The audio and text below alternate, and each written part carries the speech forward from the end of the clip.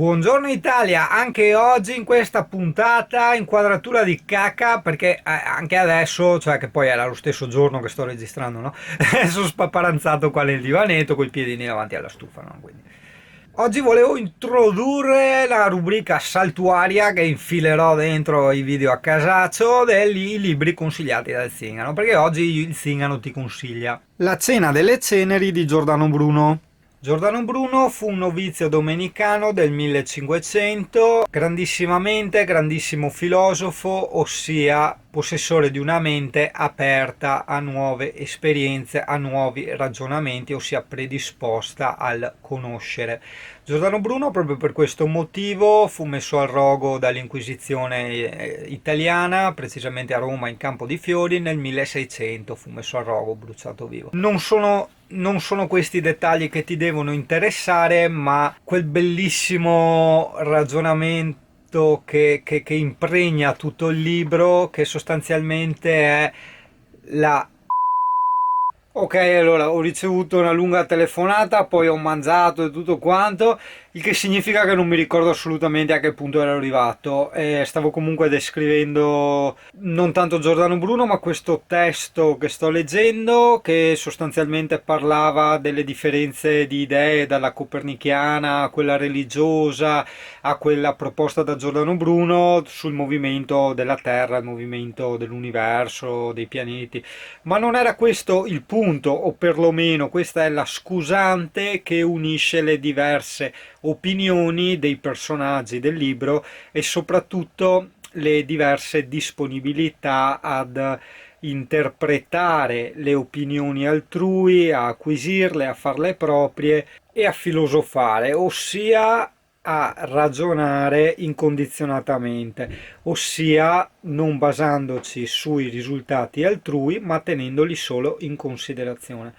Ottimo libro, te ne consiglio la lettura, non so se l'ho già detto ovviamente. Giordano Bruno, avendo scritto in un italiano antico del 1500 ed avendo messo così un po' per stile poetico tanto latinismo, chiaramente non è facilmente interpretabile, anzi la maggior parte delle volte se lui scrive questa cosa non è così, tu leggi col tuo italiano moderno e capisci questa cosa è così, ossia il contrario. E per fortuna in questo libro c'era nella pagina a destra, nella seconda pagina, la traduzione in italiano moderno, quindi a sinistra italiano antico, a destra italiano moderno. Così ho avuto modo di apprezzare questo autore che era un antico, diciamo, filosofo, scienziato, lui fu un prete, poi fu scomunicato, fu messo al rogo e senza girarla tanto lunga, questo è quello di cui parla il video. Mamma mia che razza di recensione ho fatto, cioè proprio sconclusionata, cioè frammentaria proprio. E d'altronde vedi, quando fai più cose contemporaneamente, dopo ti perdi. Però il punto è che lui, come tanti altri, mostra, ognuno con la propria forma, col proprio modo, le varie forme umane, forme di pensiero, forme di morale, se vogliamo dire, forme di abitudine, di cultura e via discorrendo. Credo sia quella letteratura essenziale per, non tanto per lo sviluppo dell'uomo, ma per il poter godersi appieno la propria vita e se stessi. Cioè l'essere realmente libero, che come dico sempre, l'anarchia non è il mettersi le borchie e farsi i capelli a cresta, ma è l'indipendenza, soprattutto l'indipendenza di pensiero. L'indipendenza di pensiero che è estremamente difficile da raggiungere, ovviamente io che parlo non sono uno di quei personaggi che l'ho raggiunta, però perlomeno insomma ne ho la consapevolezza e già questo è un gran bel passo. Quanto mi pentirò poi in fase di montaggio di sto video, perché sì, ok, la spontaneità, no? Il buttar fuori proprio al momento, no? L'attimo, però insomma anche un minimo di ordine, di struttura, anche di gerarchia dei concetti, voglio dire.